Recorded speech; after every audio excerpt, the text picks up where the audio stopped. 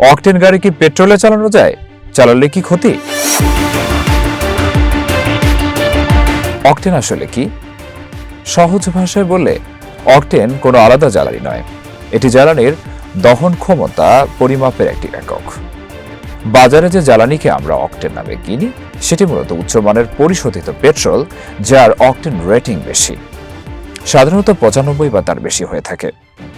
ইঞ্জিনের ভেতরে বাতাস ও জ্বালানির মিশ্রণে যখন পিস্টন চাপ দেয় তখনই সেটি স্পার্ক প্লাগের আগুনের আগেই নিজে নিজে জ্বলে উঠতে চায়। জ্বালানি যদি অকাল দহন রোধ করতে পারে তবে তাকে উচ্চমানের জ্বালানি বলা হয়। অকটেন রেটিং যত বেশি, জ্বালানি তত বেশি চাপ সহ্য করতে পারে। অকটেনের গাড়িতে পেট্রোল তাত্ত্বিকভাবে পেট্রোল ও অকটেন দুটি হাইড্রোকার্বন ভিত্তিক জ্বালানি। তবে আধুনিক গাড়ি বা হাই পারফরমেন্স বাইকগুলো একটি নির্দিষ্ট কম্প্রেসর রেশিও বা চাপের পরিমাণ মাথায় রেখে তৈরি করা হয়। যদি আপনার গাড়ির ম্যানুয়াল অকটেন ব্যবহারের নির্দেশনা থাকে তবে সেখানে পেট্রোল ব্যবহার না করাই ভালো।